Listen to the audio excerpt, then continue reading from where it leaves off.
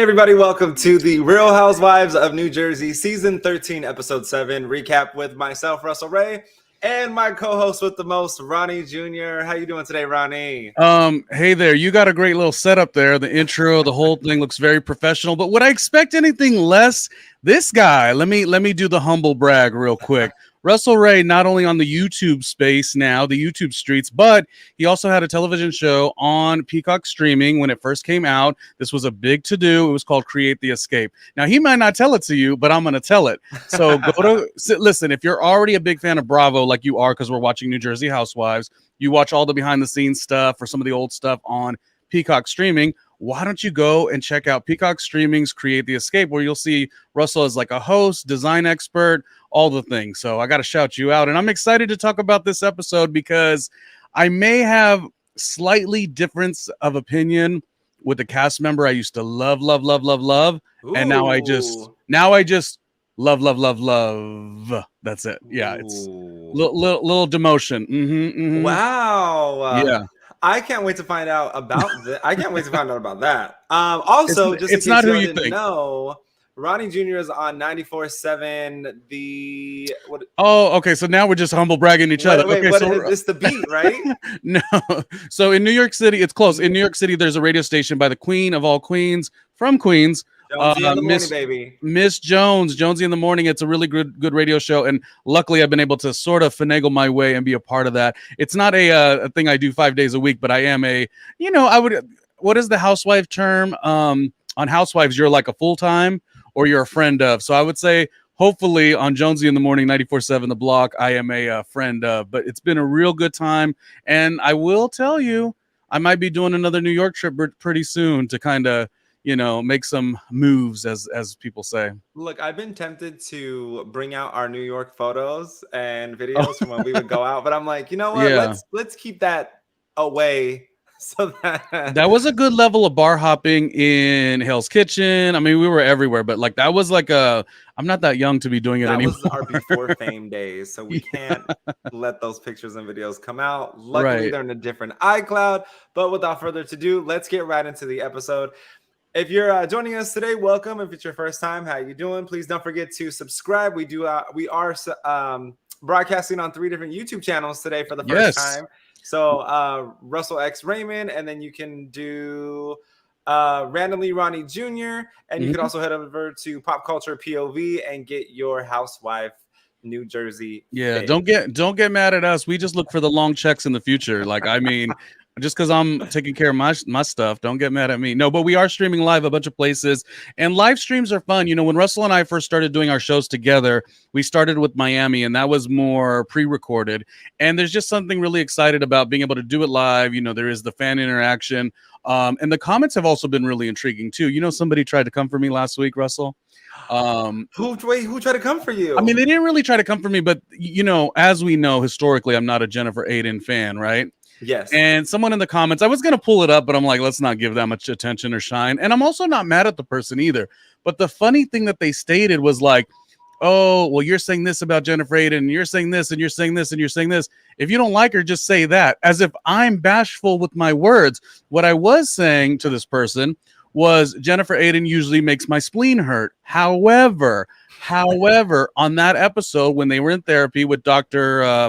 Bill, her husband, I thought there was some redeeming qualities. So the notion that I was, bashful about the words that I was using, no, Jennifer Aydin has been lackluster since day one. That will never change. I mean, imagine what Bill has to deal with. So just so we're clear, no, I said I don't really appreciate her. But if a couple of 5 kids, and they're young kids too, are in therapy trying to get things better, I'll never knock that. So I just thought that was the funniest thing, that they were like trying to indicate that I'm not gonna talk or speak my mind. Look, I was on Instagram this week, and all types of people came for me because I had something to say about a certain rap artist who was known as a snitch. And it was my goodness. What have you done for the Hispanic community? Baby, I am the Hispanic community. I put a face for Hispanic television host on Peacock TV. That's what I've done for the community. And as I continue to build, I'm building my network specifically to give Hispanic descendants a place in television so that we can prosper and move forward and continue our careers. So Yeah. you're welcome for anybody who decided to come for me on that as you stay home and go to No. midnight meetings, but we won't talk anymore Wait. about that. But you know what? There is a positive in that, because the thing is, like, a lot of times people are saying the same thing. We want to see fantastic, a huge assemblage of Latino faces in all the arts, you know, within acting, within producing, behind the scenes, within television hosting, within music. So really I don't know, we'll go off camera later and talk about what you're talking about, but I don't really know that the argument that they were presenting was necessary. What you're trying to talk about, and what we talk about a lot, is we want to see that variety of people on television and in these creative spaces. So that was kind of a really silly thing. But then again, you know, I don't mess with TikTok. So you know, there you keyboard warriors are just something of today's generation. But you meet me in the streets. No. Well, what did Marsha P used to say? Pay them no mind. Marsha, pay them you no know what? mind. I actually blocked them. I was like, boop, block. I commented back. I let him read it, and I said, boop, block. I ain't got no time for you, and I ain't got no time for your. You know who I can't imagine? I can't imagine being a Jersey housewife right now. This gigantic show, the way the social media jumps at them. So even if I don't like somebody, just so we're clear, I do have a little bit of a sympathy, because I'm just gonna make a nice playful commentary. I've done broadcast since 20 years ago. It's with a grain of salt, but some people are really, really interesting on those social media platforms. So I'll give a moment to say, hopefully you don't think I'm walking it back, but I'll give a moment to say, I give all the ladies and their husbands who have to go on the show credit, because they are putting themselves on camera just the way we are. We're on a YouTube platform. Not everyone's going to like us. Most people will think we're good looking, just because that's the way it goes, baby. But you know, I'm giving curly Q and everything. Do it, brother. But see, that's the thing. When you put yourself out there, it's a hard landscape. So we're going to get into the meat and the potatoes of this episode. However, I give such credibility to any of the Real Housewives of New Jersey for coming on this show and putting their lives or some of their fake lives on the show. But we will talk later. And whether you're watching us live or you're watching us post-recording, if you hear this word on today's episode, feel free to take a drink of your mimosa, since we're still early in the day. But if you want to do a shot ski, that's on you too. This is water, but next week it might be vodka. I don't know. I don't know what to tell you. Yeah, next week. Channeling Marisol, the Real Housewives of Miami. Oh, yeah. We need to get her to talk on our show. She's a cast member that's fun. We'll work on that. Yeah. So the episode initially starts with Danielle and Rachel. They go shopping. They're kind of like, mingling between each other. What was I do like them as friends. I like them interacting. I like what they have to offer for each other. What was your take on the scene and the things that they spoke about? I mean, it's the perfect bond. You're the newbies on a show that has had the same cast member for 5 years. It's I know you could relate to this when you did your television show and the projects that I've worked on. When I have friends that I still talk to this day from a project that I've worked on, because it's such an exciting thing. What excited me about the scene is the complications that, while we know in theory they should have each other's back and be down, like, we started this together, we also know that they're going to travel in completely different lanes and it's going to get really funny. But I don't know that I'm expecting or foreshadowing that they're going to be frenemies, but I'm also very much here for that. Like, hey, we got to hold each other down. We're the youngest on the show. But clearly their alliances with the other cast members are completely different. And I thought I liked seeing Rachel look at Danielle like, she's a little funny. I mean, she didn't say that, but that's the reaction I got. And one of the things I love with the cast member is it's very easy to be like, especially when you audition and try to be on these shows, I'm loud, I'm that chick, da da da da, and clapping your hands and all these things. But when you give that subtle, dismissive, unbothered personality, which Rachel was giving, I kind of was into it. So I'm not taking anything away from Danielle, but I was very much into Rachel this episode. Going to Danielle, this episode, I was almost disappointed in her reactions in a couple of things. I appreciate her as an individual. We love her personality. We love her husband. Oh, Nate, yes. Nate Dogg. yes. Her husband. But there was a couple things that she was kind of skirting around this episode that I was like, well, I don't understand the defense with it. I also understand that you're living a reality / real / television produced life on camera. Mm-hmm. So I also understand that aspect about it. But hey, coming from someone, or I mean, you and I both can relate on this. Coming from someone who has had disagreements with your brother and sisters, like it's just something part of life. It's something that comes with life. We all go about it. Like anybody who has a brother and sister knows that you're gonna have an argument at some point. Yeah. Whether it's over something so simple of using a hairbrush, stealing the last bit of toothpaste, eating your leftovers in the fridge. Like there's so many layers that come to this. But you put this argument on national television. Yeah. And so therefore there's going to come scrutiny. Your cast members are going to know about it. They're going to have their takes on it. And again, she hasn't given us the entire story of what happened. So all anybody on the cast can do is give their theory based off of what they think. Now, when it comes to alignments, when it comes to Rachel and Danielle, the loyalty there, I'm bothered by it. Almost. Wait, that they're loyal to each other? That they're loyal to their allies. Because when you're the newbies in the group, I think your take should be on it is you should take everything with a grain of salt. And like my mother said, don't ever take someone else's information and rely it to them. Don't take someone else's information and rely it to the person who they're speaking about.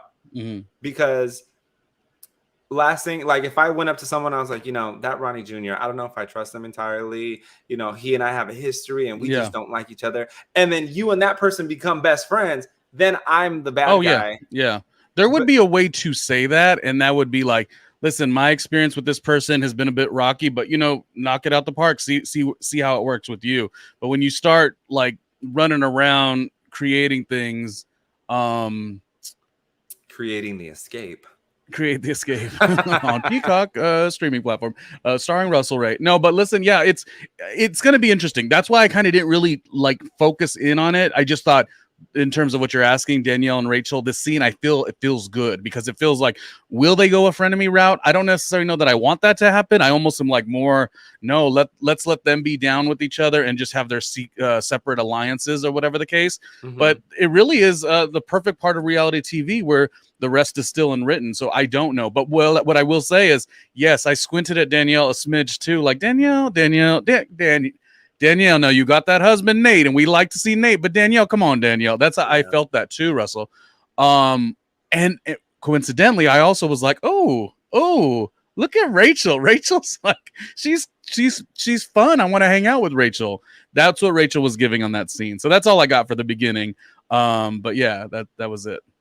And you know what? I get real from both of them, but I also get real and guarded from Danielle. And from Rachel, I get real and protective. Okay. And the difference there is being guarded means that you give out bits and pieces of information, but not give out the whole piece of the pie. And Rachel, on the other hand, will give you the whole piece of the pie because she just doesn't care. Do we think Danielle so this critique, she protects her own. Love it. Yeah, with the family, right? Yes. Do you think Danielle, this is a healthy critique? Because we love Danielle, one of the best new cast members. But do you think, because she's talked about how, like on not Jersey Shore, the Staten Island reality show she did years ago, even before there was a Jersey Shore, which sort of painted the picture of, they're obviously different shows, but like this type of character on television. And she said that like coming back, Staten Island didn't receive her, which, that stuff like that happens. People come out of their hometowns, they go to be on television. The hometown's like, you try to represent us like that. We don't necessarily say that was the depiction of us. So I don't think she necessarily had a good run. I mean, these are even her words. She's mentioned this on Watch What Happens Live.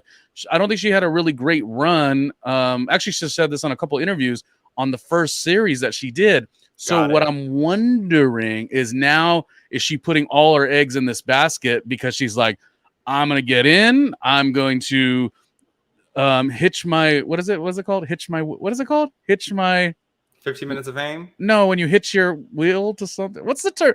Corey in the chat knows. When you hitch your wheel to something. Your trailer? Yes. Your fifth wheel?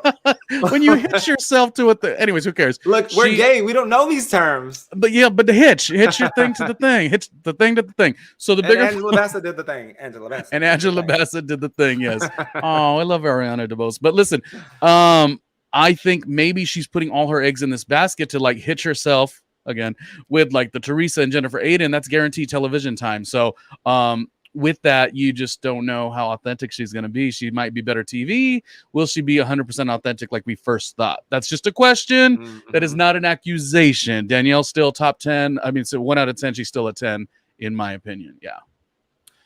Yeah, I think she's great. And you brought up a very valid point that I didn't necessarily register. And that's a good point to have. And who's to say that you want to claim your hometown anyways? So those people who come for Danielle for representing her hometown in a certain way, maybe you don't realize what type of person you are in your own hometown.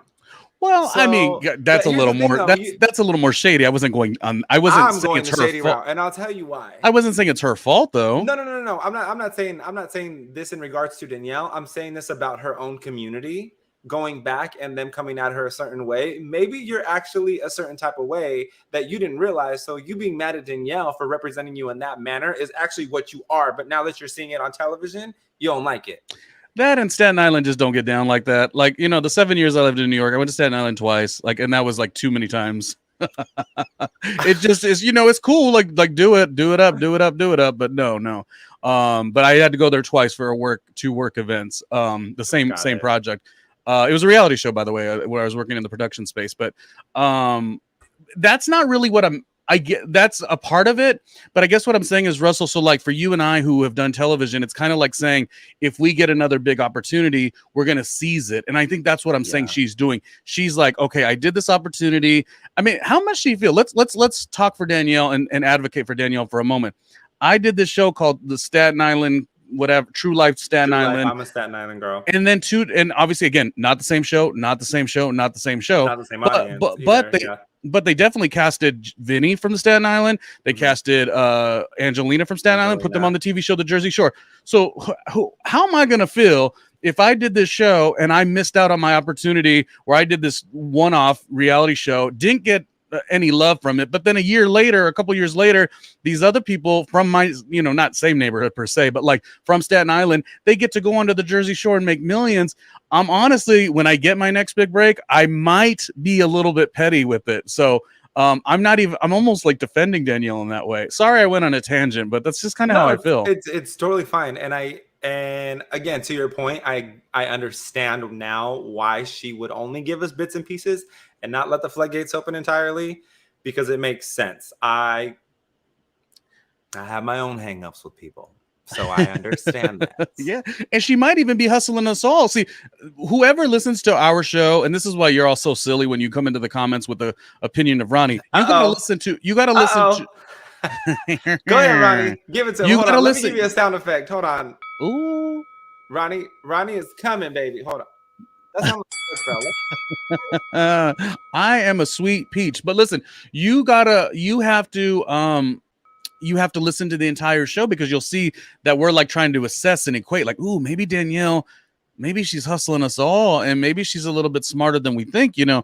Not that we don't think she's smart. Maybe she's like, I'm gonna give little bits and pieces of this issue. I'm gonna let everyone be like, that don't make no sense. But she knows, wait a minute, she has a story that is similar to the Joe Gorga and the wife part, and you know, it would be Teresa to her Danielle.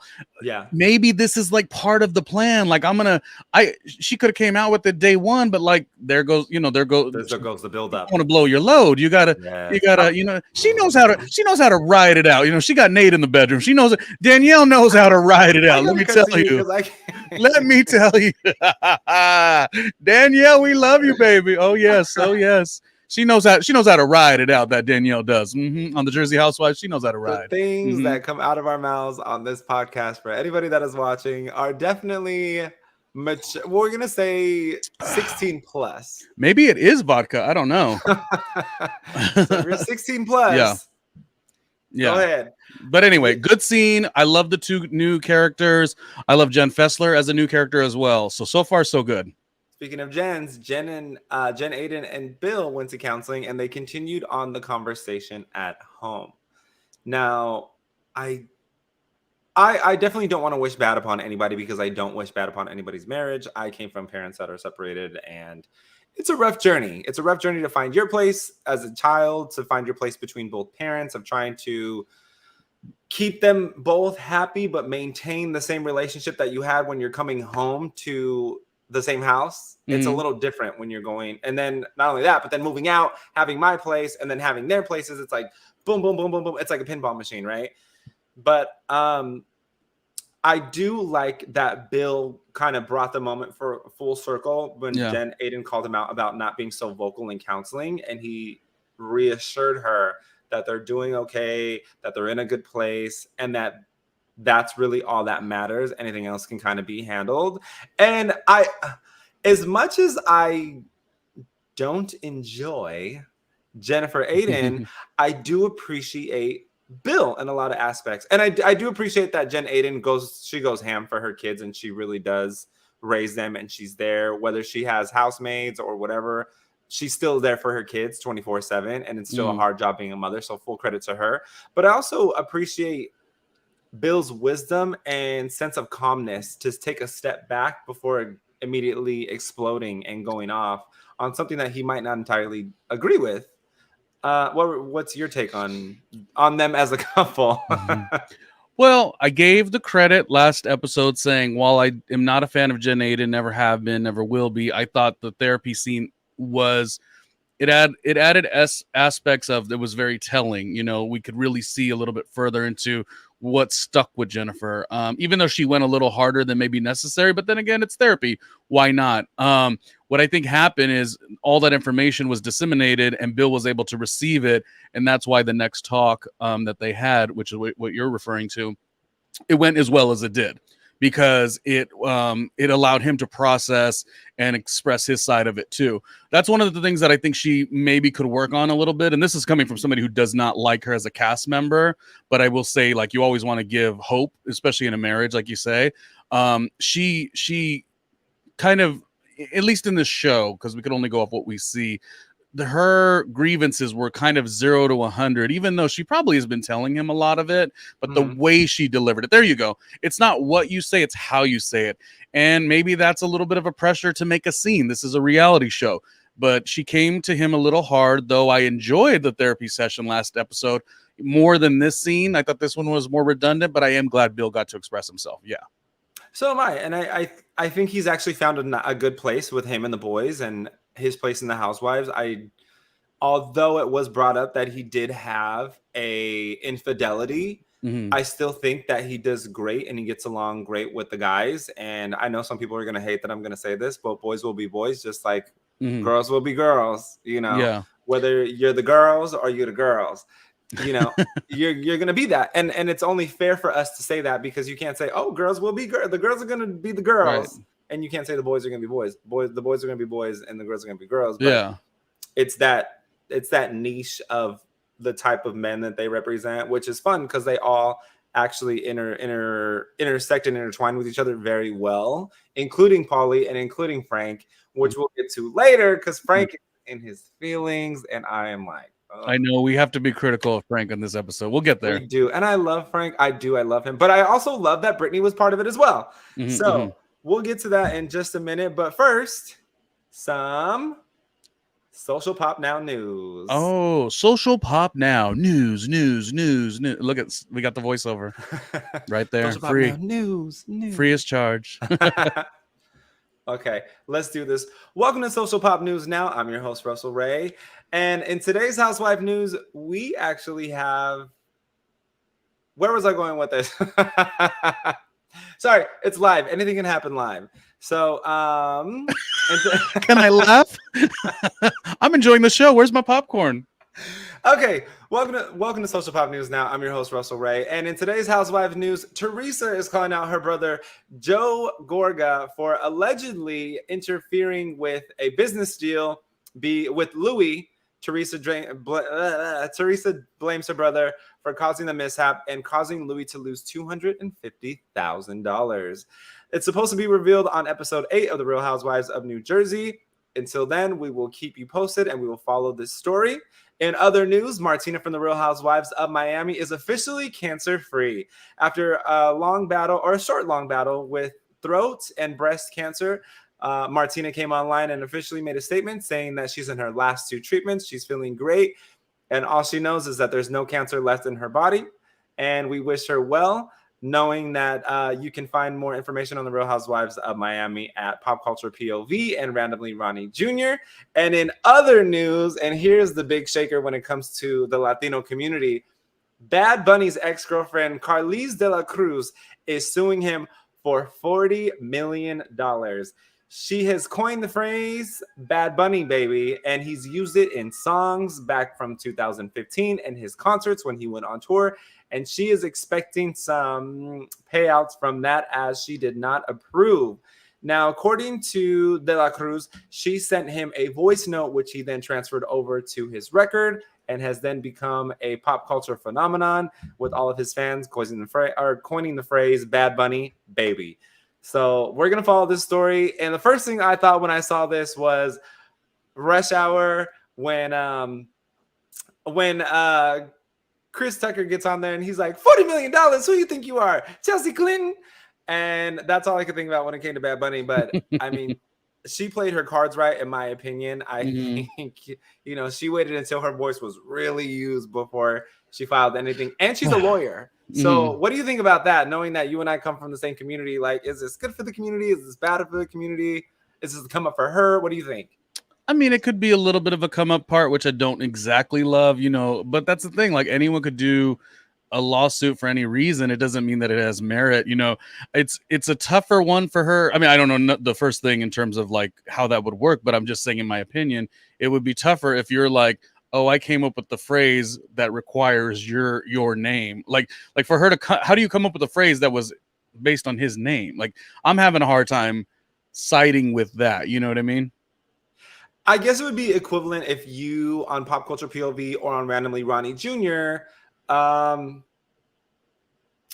girl who did your voiceover for your intro or your outro, right? Yeah, it's okay. Paperwork's already taken care of. Thank you. But that's why you do those things. And you specifically agreed with her. Been in the business 20 years. I don't play. Yeah. But you agreed with her specifically to do that for that reason, right? Yeah. It wasn't hey, send me, you know what? Do me a favor and send me this send me a voice note or darling. Or if I sent you a voice note that said, damn, that randomly is such a snack. And then you use that, and then you make millions and millions of dollars from it, and all your fans start yelling. Right. Damn, then you would that have a thing. Yeah. Such a snack, Yeah. Well, maybe I should turn to the DMs because a lot of people do say what you said. So there you go. No. I mean, I don't know. In terms of the way you phrased it, like for the community, I think just Bad Bunny's contribution, just to I don't know a ton of him or his music. I mean, I know a little, of course.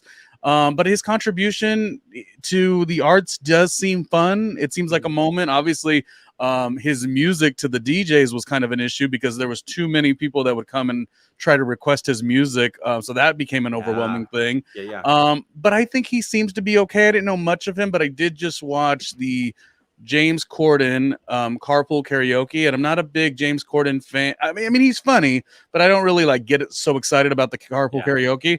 Okay. But Bad Bunny did he did the Ariana Grande Break Free. So I'm now sold because that's the anthem. You know what I mean? That's the anthem. And Bad Bunny's with it. So I'm good. A lot of the Latino community is actually upset with him because he's dating Kendall Jenner, saying that he sold out to be with her. So everybody's saying he's on timeout. So and right off the bat, they're calling this case from De La Cruz filing against Bad Bunny the Kardashian curse, because it's historically been said that every time a Kardashian hooks up with any type of male celebrity or artist, their career starts to tank after that. Oh, no. And so they're calling this the Kardashian curse because now he's officially part of that family, saying that he sold out. A lot of fans are saying, you're in timeout. And a lot of fans are saying they feel like he deserved it. Now, in my opinion, I don't think anybody deserves anything. I think you can come to a mutual agreement to say, hey, you know what?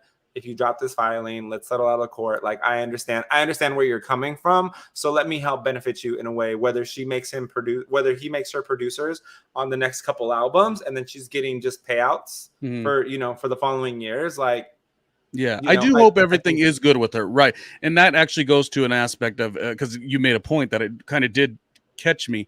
You are coming up, and I don't know much of Bad Bunny's like coming up career, but you're coming up, and you're, with this gal De La Cruz, and and then all of a sudden when you hit the big time, you like transfer up to a Kardashian. That doesn't necessarily sit great with me, but also sometimes it just is the way and where you're at in your career. You know, the person who is trying to make beats in the back of their garage, you know, may date somebody who's you know, at that same level. I'm not trying to put anyone at a different level, but maybe, you know, I guess the question is, who does Bad Bunny date at this point?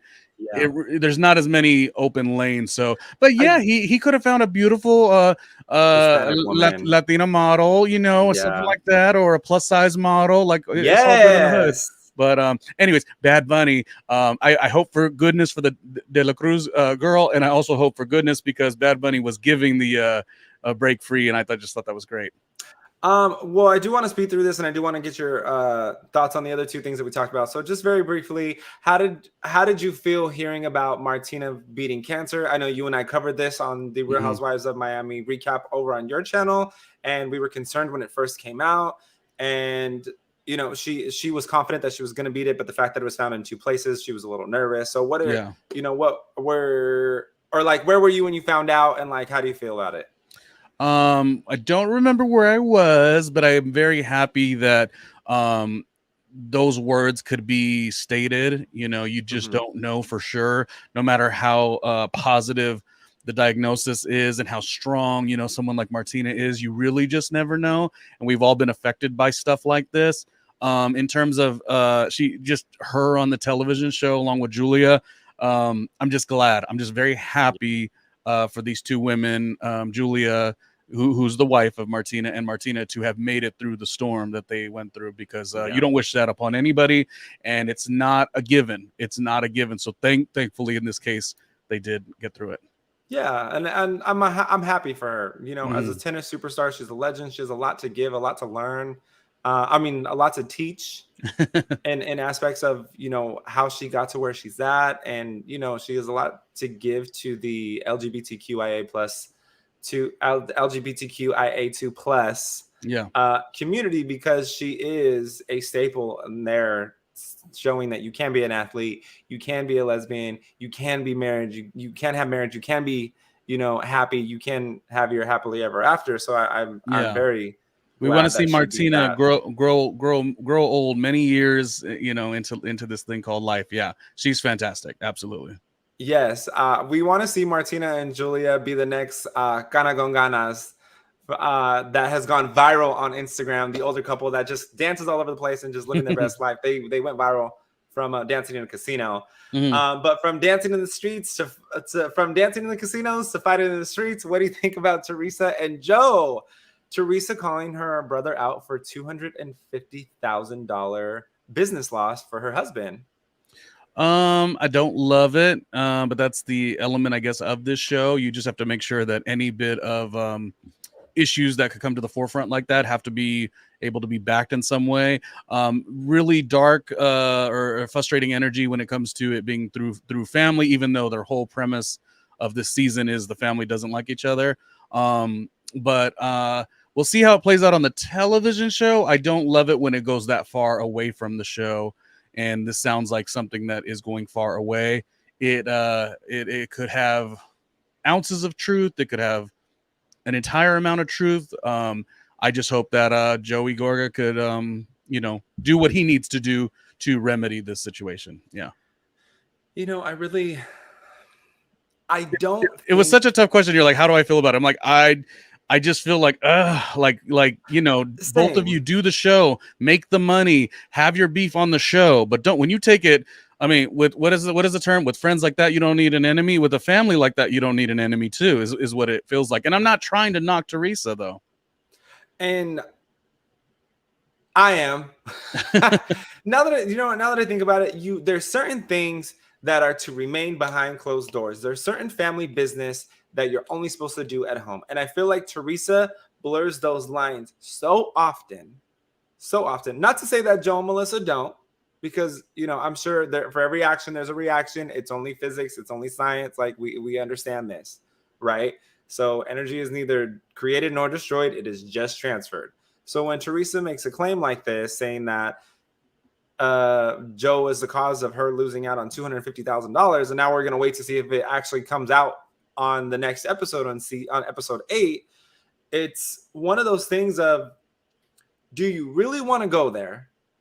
Because you're adding insult to injury and you're just making things worse. And what else? Teresa mentioned something else that she mentioned that Gia was uninvited, or Melissa didn't want Gia staying at her shore house. Yeah. And so then there's that whole situation. And so I don't like that Teresa's trying to create these alibis that are unnecessary. It's just very messy.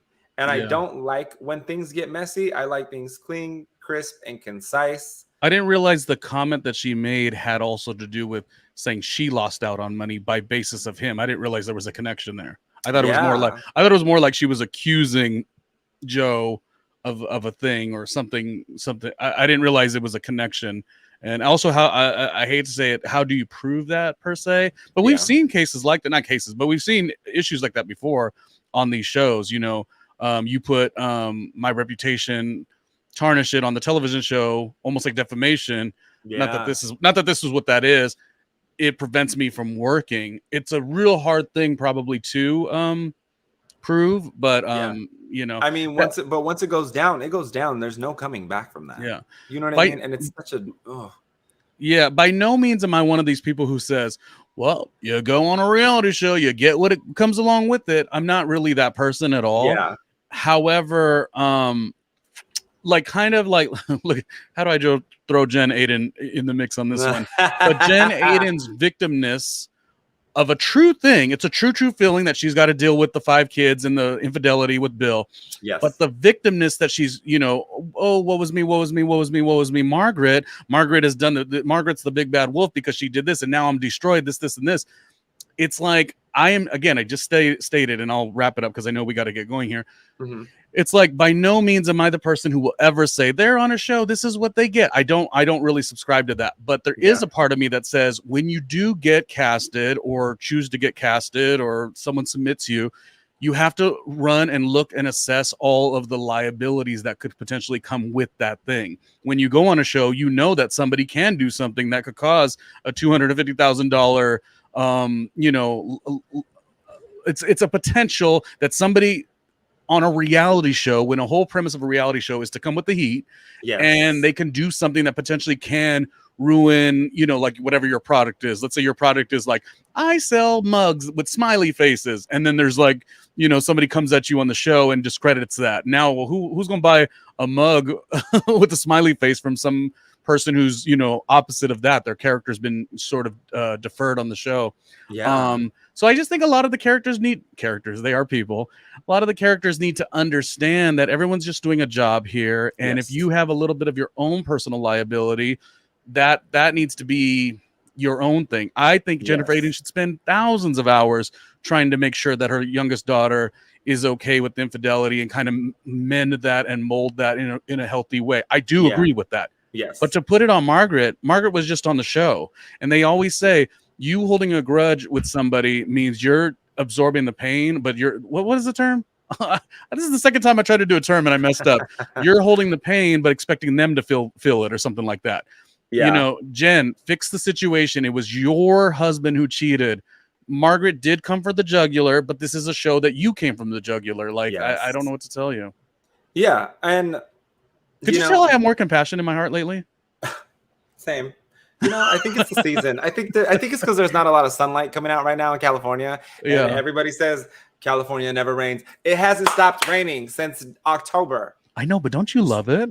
No, I don't love it. I'm pale. Oh, look. We discussed this. You and I discussed this, and I said, "Oh, I love it." He was like, "Nope." I love my tan lines, baby. I love my tan lines. I love my Speedo. No, take me to Big Bear. Give me the snow. That it makes my body look better because I don't have that much definition. But when I tan, it makes me look like I got more definition, right? Mm-hmm. Yeah. So there's that. Let's go right into. Speaking of Teresa. Let's go right into Teresa buying her bridesmaids gifts. And it's from Jennifer Aiden's brother-in-law. Yeah. That was a little convenient for me. Again, if you're gonna buy these gifts and if you're gonna have these people in your wedding, that's fine. But take Melissa into consideration. Like, even though you're not gonna be in my wedding because you said you're completely fine with it, and I'm okay with that too. I do want to give you this bracelet because it does symbolize, moving forward. I'm moving forward with a new life. I would like to move forward with us and our relationship and continue moving on. I do want you part of my circle. You're my family. I always have your back. Since you're my sister-in-law, this one is crafted a little bit differently than the rest because you hold a special place in my heart. Yeah. It's that simple. I don't know why they got to make this so hard. The hard part that I got from Teresa in this episode was something, and actually it's funny because I watched the Bravo does the after show where they're actually speaking, and she was sitting there with Dolores, and the hardest part was this whole wham, I'm not inviting Melissa's family to the wedding, which was totally justified in Teresa's mind, which I won't even get into what I feel about that right this second.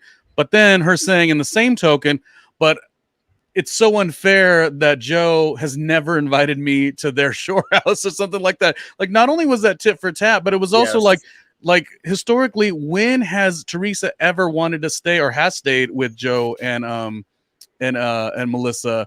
It's a lot. I personally am such a Donna Marco fan. I love all the Melissa Gorga sisters. Like, I am down for them all. Give me a spinoff. I know a lot of people ain't really with it, but I am with it. I am with it. Team Gorga all day, every day. This is just always what it's going to be.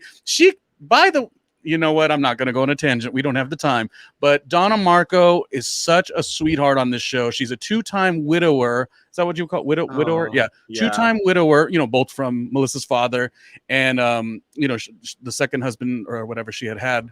Yeah. And I just love her so much on this show. I just think here's almost like a call out because you feel like Joe and Melissa, if they say it, everyone says it's like a petty or a complanatory conversation. So they can't really have an opinion. But since we are outsiders, you are doing this is me to Teresa in terms of this non-invite of the in-laws. You're gonna invite brand new people who you met 6 days ago and cordially. Now they don't have to go. They might ride out with their sister, or in Donna's case, the daughter. Which, by the way, was Melissa Gorga's birthday this week. So we're eating. We're eating. The pretty girls are eating this week. Thank you very much. Doing the pretty girl walk, baby. Hold on, I have a picture. I don't know why she's in the middle of us. Is there a way? Hold on. Is there a way for me to adjust this? I don't know if there is. You might have to take it into the good old Photoshop. Oh no. That did not work out the way that I thought it was going to work out. My bad. But throw the photo of her again. We have to, because there's a lot of fans of Jersey Housewives, but I don't know, around these parts it is Team Gorga all day every day. And I gotta say, Melissa, happy birthday. What's going on? We're having technical difficulties while I'm trying to say happy birthday to you. Happy birthday to you. Happy birthday to Queen Melissa Gorga. Happy birthday to you. She's the baddie of the show. People know it. They just don't want to admit it. They want to hold onto that tree so tight. Ugh. I still don't know what happened. He's like, there are some technical difficulties while we're trying to talk about this show. Back and forth. And yeah. There was a lot going on. My thoughts though, just like the Luau. The Luau was beautiful, but again, I'm just sticking on that point. You're doing so much, and when you get presented the opportunity to be at the Luau and see Donna Marco in regular life, which I guess Louis did see her in real life and did say, kind of encouraging her or encouraging Teresa, that's that part where your vindictiveness or your hatred with Joe and Melissa or your tit for tat, make them an error, I guess. That's Teresa. What are you going to do? Yeah. But then you see the actual, Melissa's mom in real life, and you're like, well, 100 years ago, they tweeted this about me. It's just like, wow. Like, who found the tweets? Which intern at Bravo was required to find the tweets? Look. Okay. That is shady. Yeah. That is so shady. I loved the Luau. I very rarely get jealous of I want to be on set with them and I want to be there. I want to be at the Jersey Shore at a Melissa Gorga Luau all day, every day. Yes. They were so pretty too. Yeah, Oh, look at so that. much fun. Even Jen Aiden was pretty. I mean, that is just saying so much. Oh, the queen, Dolores is Dolores. glowing. Mm-hmm. The little photo booth they had. All the girls look good. This is Jennifer Aiden with. I hate that. Let me just get in the right spot. Can you lean the other way so we can get in the shot? Hold on. Oh, Let's. There we go. This works. where do you want me to go? This way? Right there. No. Stay where you're at because at least it gets us in the shot. Okay. But I So don't see. this I don't see girl. you. You don't see me? No. I could see myself. Oh no, you got to go the other way. Like this way? Yes, we are having a moment. Wait, this is What on kind of? my screen. It's showing me on the screen. Okay, well, I'm telling you, do Hold what you on. want to do, but you might be Let me wrong. check. Hold on. Let me check. What in the? YouTube. What in Let me check the? YouTube to make sure. What in the production live is going on right here? Okay, while you look for that, I'm going to just tell you. Here's my favorite things about the Luau. We got to see a very fun Rachel. Rachel kind of did have a moment with Teresa, but that's not really. We don't bring that up as much. But Rachel's husband getting his chest waxed by Joe Gorga. That's the thing about it. What I'm missing. The Jennifer Aiden, the Teresa side of things, they just don't have fun like the pretty girls. And you know what? Rachel has chosen the pretty girls, and she's smart. She is smart for that because they have fun. I don't know why fun is such a hard thing for this other side. And it does trouble me that I like Danielle so much. And we talked about Danielle kind of being really in tune with Rachel and the newbies. But Danielle keeps going on the wrong side. You know what? She does. I'm gonna take this. I am fully like on one butt cheek right now, but I mean, we'll get through it. Look, it's so funny because on my screen, it shows me. Okay, it shows me on if I'm here. Okay. But if I go here, it shows me on YouTube in the right space. So I'm just gonna stay in the middle, and we're gonna just take what in the Twitch live stream is going on. You're gonna have to do a Twitch because this is the kind of stuff that on Twitch does very well. All this like hiccupy kind of stuff. And by the way, on Twitch they give you like little donations too. So we got to get you on Twitch. Baby, donate to me all day. Go to russellraysilva.com to find out how you can donate to me, so that I could quit my day job and do this full time. Okay. And then you can head over to Randomly Ronnie Jr.'s Patreon. Yes. And make it rain, baby. Don't make it drizzle, because if you make it drizzle, you shouldn't be watching the Housewives. So make it rain. Yeah. Even Jennifer Aiden, I will allow her to donate, even though she's not my favorite of the Housewives. She can still donate though, because I am quality entertainment. That's just what it is. What did you think about the Luau? I know you wanted to talk, and we are kind of running out of time. I know you wanted to talk about Frank and Dolores, and you being such a Dolores fan, I just loved the way she shut it all the way down. Yes. I mean, what a boss move. And it wasn't to make Frank look bad, but like, you're not gonna, if Dolores is saying that this new man in her life, whether he's the right guy long term or not, that's not the point. Yes. I've let you look at, now I'm getting mad, but Dolores is like, I've let you in. This time it's not going to go down that way. Respect it. And I'm sorry, but Frank is not respecting it, is what it feels like. And I also don't like the fact that he asked Dolores to fix it. Oh, gosh. Yeah. Dolores doesn't need to fix it. And I get it. Like, he contacted Dolores because he didn't have direct contact to Pauly. Now, send a message over to Pauly. Yeah. Through Dolores. Text Dolores, hey Dolores, I'm trying to get a hold of Pauly. Do me a favor, have him give me a call, or send me his number. That way I can contact him. You know, boom, done, easy, to the point. Again, I am like the guru of solutions, and I probably would not do well in reality television because I wouldn't have problems, because I just deal with things and I nip it in the butt before it gets out of hand. Russell Solution Maker Silva. You're welcome. Stop going to counselors. Come to me. I will be your life coach, because I can't be a certified counselor, but I will be your life coach, and I will get you on the path that you need to be, because let me tell you, some of y'all just don't know what you're doing with your life. But going back to Dolores and Frank, I love that Dolores shut this down, because Dolores is not to be played with. I also understand Brittany's point of view as of, oh my gosh, I'm sad that you weren't staying with us. Now, I think it's okay to cohabitate together if you're two couples living separate lives and you want to go on vacation together because you have a good relationship. That is okay. Dolores did not stay with Frank out of respect to Paul, even though Frank's girlfriend was there. It's still an uncomfortable situation for Paul because he hasn't found his place yet in all the mix. All he knows is he's Dolores' man right now. Yeah. Right. And like, that's not even any tea or shade. Like, that's where he's at right now. Right. Yeah. He could be Dolores' husband. He could be Dolores' fiance, like moving on, moving forward. But I think Dolores made the right move. I think Frank needs to just take a step back. Again, establish your relationship with Paulie before you do anything else. Yeah. Because right now you're just making it complicated, and it doesn't need to be complicated. It makes great television because we talk about you. But it is just not the time or place. Like, just let it be. You're there with your girlfriend. Enjoy your time. Plus, you're probably going to be doing things at the shore house on vacation with your girlfriend. And Dolores probably doesn't want to hear that, be around it, know about it, know that it's going on. I get that as well.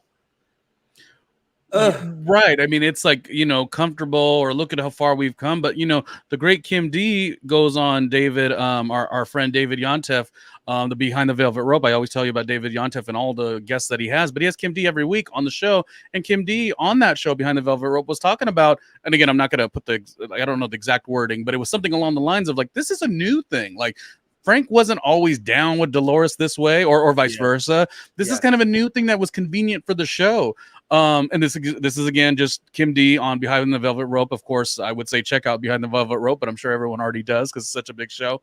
But like when you think of that, the perspective of like somebody like Kim D who knows where all the bodies are, it's like you kind of got to think, Frank, not only are we down with Dolores more so in this situation, but also you kind of had a lucky couple of years where you were able to provide that part of the storyline for her storyline, I guess.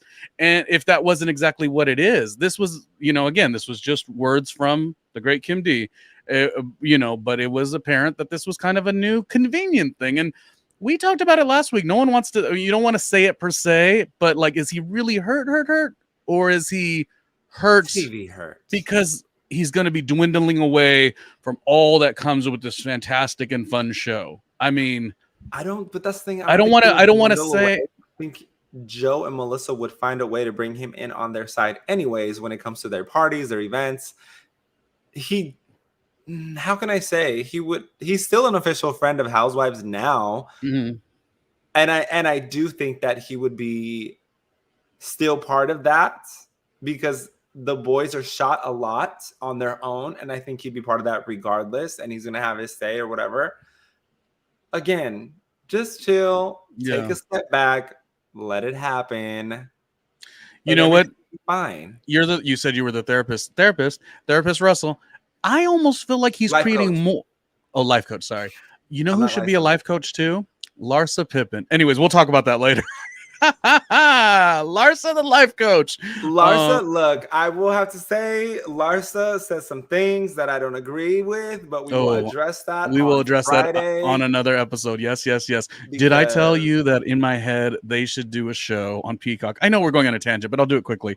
They should do a show. I put it on the bottom of Larsa's latest Instagram because she put a picture of her and Marcus Jordan, and they're in love and all this stuff. And I was like, ooh, hottest couple on Bravo Peacock, and I was like, they should do a spin-off series, Larsa, Marcus, Melissa, and Joe, called Couples Retreat or something like that, like Sexy Couples Trip. Fun. I would be so into that show.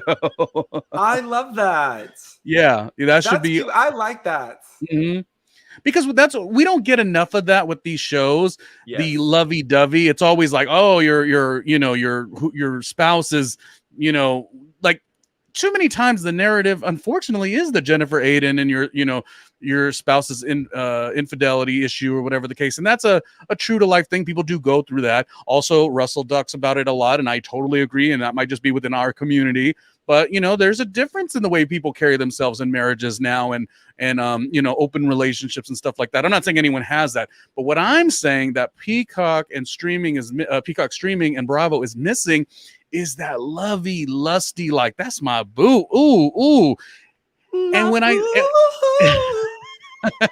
I see Larsa and Marcus, I'm like, ooh, the sex is good. She had said how many times she hooked up with Scotty. We'll talk later. But my point is just nasty. It was the worn out thing is poor Larsa. Give it a massage. My God.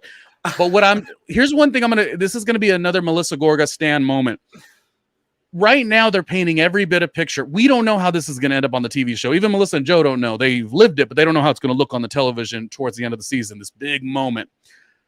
But can I tell you one of the first things I loved about Melissa and Joe? And it might also, sometimes you get attracted to things you didn't have growing up, per se. So I never really seen the affirming, like, couple kind of flirting energy. I don't really grow up amongst that. You know what I'm saying? So when I would watch a television show and see like a Melissa and Joe, and their whole like kind of flirting, but then also like talking shit, like even the way she was like, oh, you could go with that girl. Like people look at that. People in the Bravo world, unfortunately, look at that as like, oh, see, there's a crack in the relationship. And it's quite the opposite. What it is it's Melissa saying, I'm the baddest bitch in the room. I mean, not to put anyone down, but it's Melissa saying, I'm the baddest in the room. Joey, you want to go? You want to go with the hula girl? Go. Let's see how that works for you. Because I'm going to be with Alex Rodriguez in 10 minutes. Like, I didn't see it that way. Okay. You didn't see it the way I saw it? No. Well, like I seen it partially the way that you saw it, but I'm not going to translate it the way that you did. Oh my God. Did I reach? You could get me in line. You reach, but when I because I was passionate about that. I was so gagged when Melissa was like, you want to get laid by her?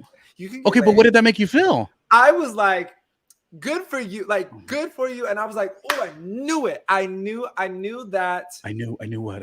I knew that there was not an outside source, because I don't think they have an outside source. I don't think that they have an open relationship. Mm-hmm. However, I love a however. I love a however moment. They're against a threesome. I don't think they're against it. I do agree with you in the sense of the flirtation of, oh, you want to go get that, go ahead and get it. And like, it's fun, it's flirty, it's smack talk. But at the end of the day, I don't think they would be against having a threesome with anybody. Well, that's what you. Okay, go. Because we are in this new generation. Mm-hmm, I don't think their marriage is going anywhere. I think their marriage is fine. I don't think anybody's getting divorced. But I do think that they're open to have somebody sign an NDA and make their way back to the house. Russell loves a good NDA story. I love an NDA, baby. This is the luxury I think we have. You know, you mentioned it quite a bit. It's like within our community, within gay men, like the stories are a little bit different. We know what love looks like in terms of, people that are together for 20 years, gay men together. But, things happen and, it's not the end all be all. Unfortunately, within other communities, sometimes that white picket fence, the, two kids in a garage and a dog, it's so structural. It needs to be one way only. And sometimes people could live in a different way. There's no insinuation that Melissa and Joe are doing these things, but if they were, me and Russell at least would not weaponize that. Now, let's have some fun, Russell, before the show ends. Maybe. Oh, geez. Clip it. Hold on. Let's get you a full shot. No. I need your reaction. Okay, I'll start, but then you come in after. We'll just get bigger shots like this. Maybe, because we love Melissa Gorga. Melissa Gorga stan all day, every day. Thank you. And so if they have problems, like, they'll be good. But if we're going to talk about the alleged Nick Bartola or whatever his name is, which I've already in the last episode said that it was, I don't think but whatever. Let's just say it was. Maybe it wasn't Melissa that was trying to get her back blown out. Maybe it was Joey that was like, bring Nick up into the fold. Let's have a party. This is Joey. Joey Gorga is an exploratory human being, and we're for it. We are for. I am. Melissa Gorga, I am so sorry for this. There was zero shade. I said that with all love, and that's love for are Joey. You saying that you don't think that Joey would be against dabbling in the man pond? I mean, for one, that's, this is 1981. That's not a knock. Like, as we always say, it's not a knock. It's not. We are the elite. I mean, the gay men, we are the elite. Thank you very much. What you're saying is there's a chance.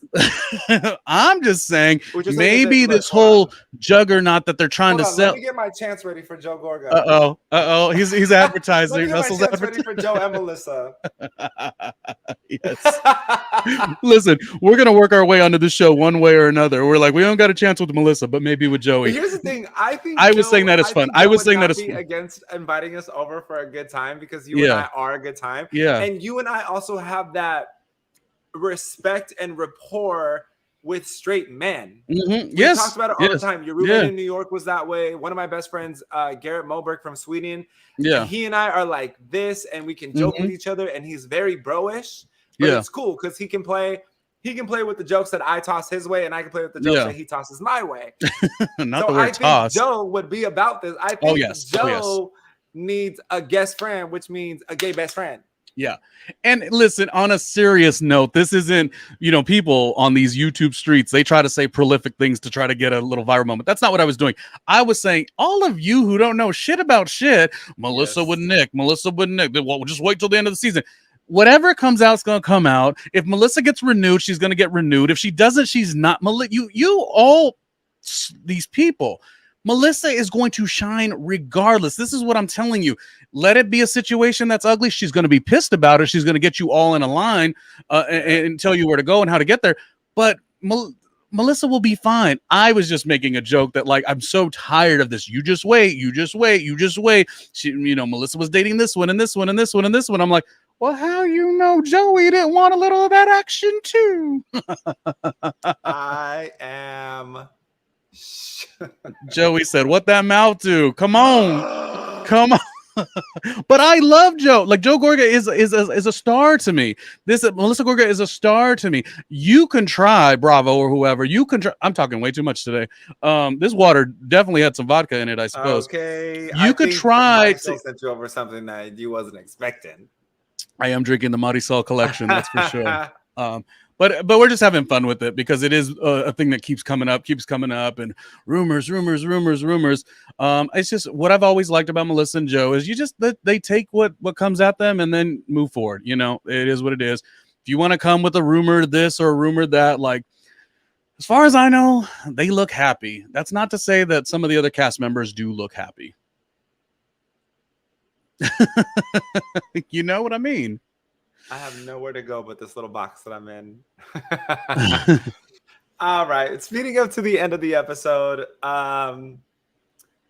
what are our final thoughts? Like, I think Teresa's very calculated, and I think Teresa does things purposely so that it works in her favor.